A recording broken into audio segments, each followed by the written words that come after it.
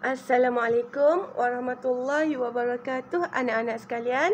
Okey anak-anak, sekarang ni kita nak masuk mata pelajaran akidah. Okey ni dia akidah.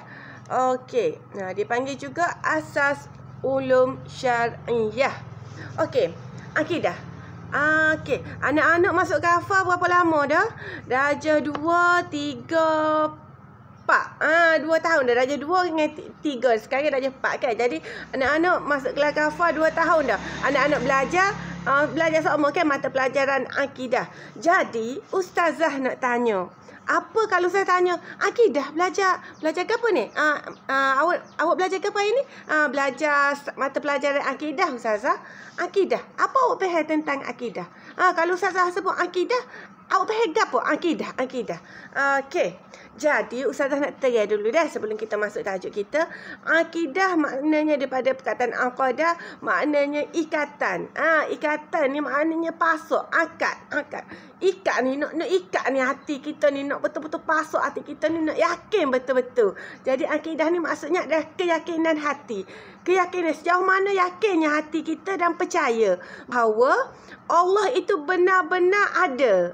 Allah itu satu. Betul tak awak percaya Allah itu satu? Allah itu maha kuasa. Allah itu Tuhan kita yang maha kuasa. Kalau betul awak percaya, awak takut ke Allah?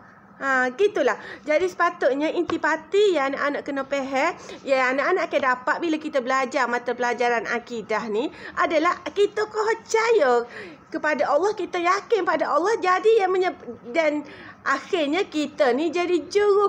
Kita takut nak buat jahat. Kita takut nak buat jahat, buat Allah takwil sebab kita percaya Allah ada, kita percaya kita akan mati, kita percaya kita akan dihisap. Dan kita percaya kita ni kalau banyak dosa akan masuk neraka, kalau banyak pahala, kalau ni Allah apung, Allah redha kita akan masuk syurga.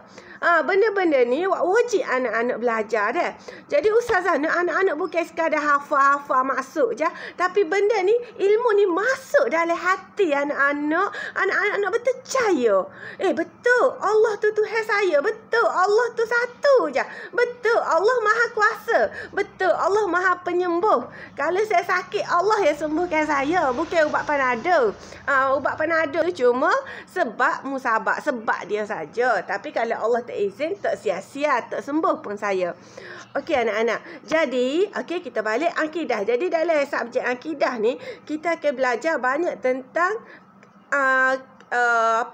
keyakinan hati dah. Sejauh mana hati kita yakin dan beriman. Paling betul kita akan belajar dalam subjek akidah ni ada tentang rukun iman. Rukun iman ada berapa? Rukun iman ada 6. Jangan tukar dengan rukun Islam dah. Rukun iman tentang hati, keyakinan, percaya sejauh mana kita percaya, kita beriman kepada Allah, kita percaya kepada Allah. Betul tak kita yakin Allah ada? Kedua, rukun iman ada ni.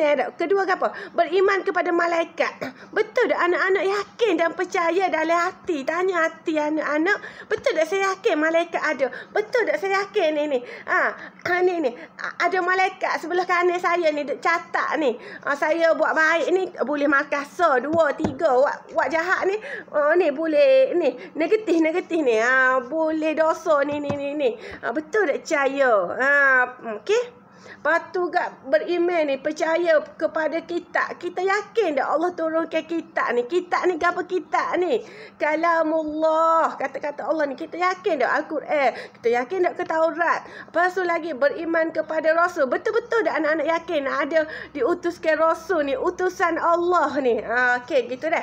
Okey, ustazah bagi sedikit je. Jadinya mula-mula ustazah nak anak-anak faham dulu. Apa yang bila sebut kita hari ni nak belajar akidah? Apa maksud akidah? Akidah ni soal keyakinan kita dah. Kita nak belajar supaya hingga akhirnya betul-betul kita yakin dalam hati bahawa betul-betul Allah tu Tuhan kita. Kita yakin. Kalau betul anak-anak yakin Allah tu Tuhan, anak-anak tak care. Jadi tak care berani nak buat maksiat, nak buat dosa dah. Sebab kita takut.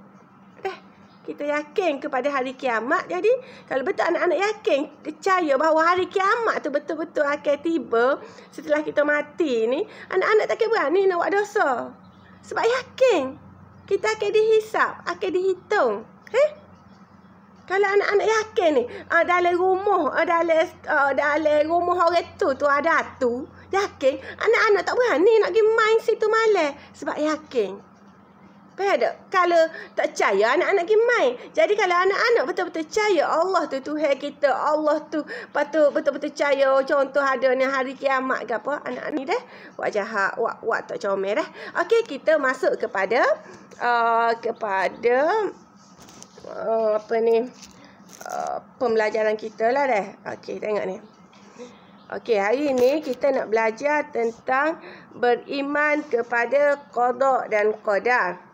Okey, beriman kepada qada dan qadar ni adalah rukun iman yang ke-6. Maknanya rukun iman yang pertama, kedua, ketiga, keempat, kelima anak-anak dah belajar daripada masa anak-anak darjah 2 dan darjah 3. Jadi tugas ustazah adalah menyambung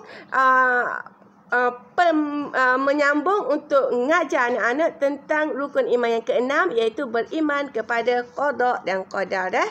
Okey, kita tengok. Okey, tengok ni dah. Pengertian beriman kepada qada dan qadar. Ustazah tak ni lah. Tengok dah, nombor 1 ni. Nombor 1, qada dan qadar merupakan rukun iman yang ke-6 yang wajib dipercayai oleh setiap orang Islam. Faham? Kalau baca ni wajib. Tapi betul tak percaya? Percaya tu bukan di otak, bukan di akal, tapi percaya itu di hati dah. Okey. Nombor 2. Tengok ni nombor 2. Beriman kepada qada dan qadar ialah mempercayai bahawa segala sesuatu yang terjadi di alam ini, termasuk juga yang terjadi pada diri manusia, baik dan buruk, suka dan duka, gerak-geri yang berlaku, semuanya tidak terlepas dari takdir dan ketentuan Allah Subhanahu Wa Taala. Okey, ustazah pendek, ustazah ringkas. Maksud beriman secara umum, maksud beriman kepada qada dan qadar Allah ialah kita percaya ke takdir. Kita percaya bahawa Allah tulis berlaku dah buat jadi ni. Contoh kita beranak tu, ni tengok-tengok, oh lah, itanya saya, kepeknya hidung. Terimalah, itulah takdir Allah, itulah qada dan qadar Allah yang telah Allah tetapkan untukku. Aku terima dengan redha. Itulah maknanya jodoh kita nanti, anak-anak nanti ni. Aminah ni nanti besar ni, umur 25 ni, Allah tetap ada awak akan nikah dengan Ali. Itulah jodoh awak, itulah takdir Allah. Ni semua termasuk dalam tentang beriman kepada qada dan qadar. Maknanya juga kalau contoh tiba-tiba kita jalan tak ada, jatuh lokal. Jadi jatuh lokal ni benda buat kita tak sih. Tetapi bila dia dah terjadi itu, kita kena terima itu adalah takdir dan ketentuan dari Allah dah. Okey, tu dah. Okey, kita tengok pula nombor 3.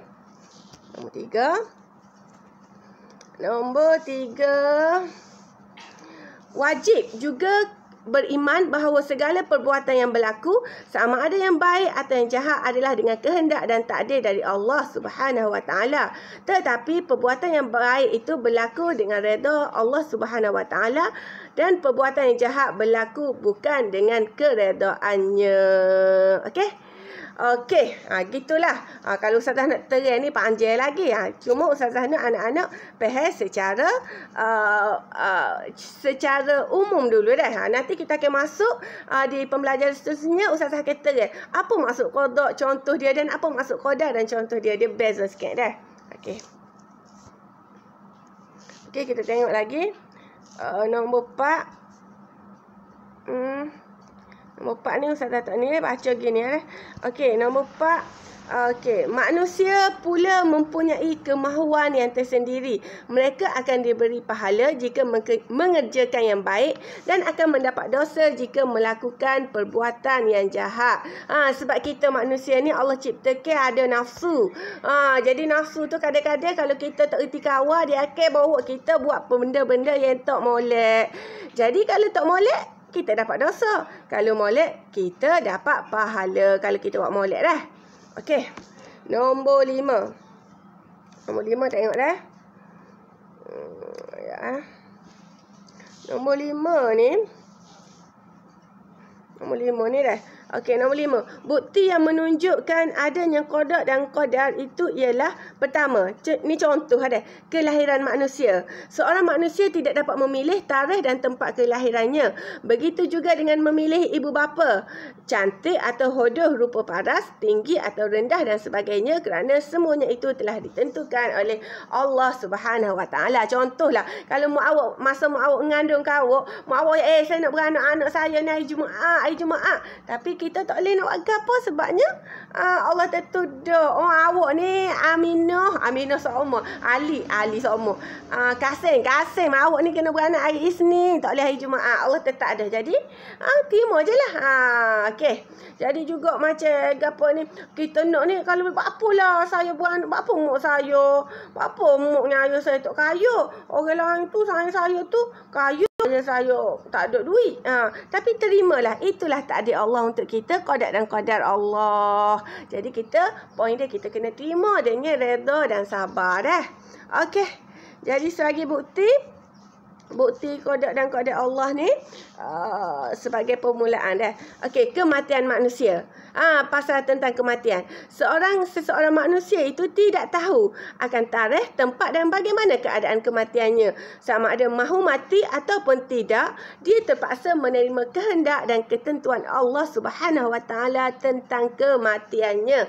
Jadi maksudnya ni soal mati ni paling betul-betul kita kena beriman kepada qada dan qadar.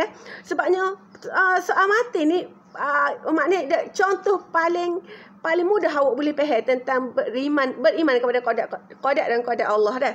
Sebab mati ni awak tak tahu bila. Betul-betul awak tak tahu bila dah. Jadinya kita kena beriman, kita kena terima. Contohlah, bukan atas diri awak pun, contoh tiba-tiba tok kita ke buat kita sayang, tiba-tiba malah tak ada kita tahu dia mati, dia meninggal dunia masa tidur. Kita terimalah. Itulah takdir Allah, itulah kehendak Allah dah. Okey. Gitu. Faham dah? Apa itu maksud beriman kepada qada dan qadar secara ringkas? Faham? Okey. Itu dah. Lepas ni Ustazah akan buat soalan lah. Tengok Ustazah nak, nanti Ustazah ayatlah lagu mana dah. Tugasan kita untuk hari ini. Okey anak-anak, baiklah. Nanti kita akan sambung lagi di esok untuk subjek lain pula dah. Okey anak-anak, semoga pembelajaran kita pada hari ini diberkati dan dirahmati Allah Subhanahu Wa Taala, insya-Allah, amin. Semoga anak-anak semua menjadi murid-murid yang berjaya hidupnya di dunia dan di akhirat, menjadi anak-anak yang soleh, menjadi anak-anak yang soleh dan menjadi anak-anak kebanggaan ibu bapa. InsyaAllah, amin. Sallu ala Nabi, Allahumma salli ala Sayyidina Muhammad wa ala alihi wa sahbihi wa sallim. Alhamdulillahi Rabbil Alamin. Amin ya Rabbal Alamin.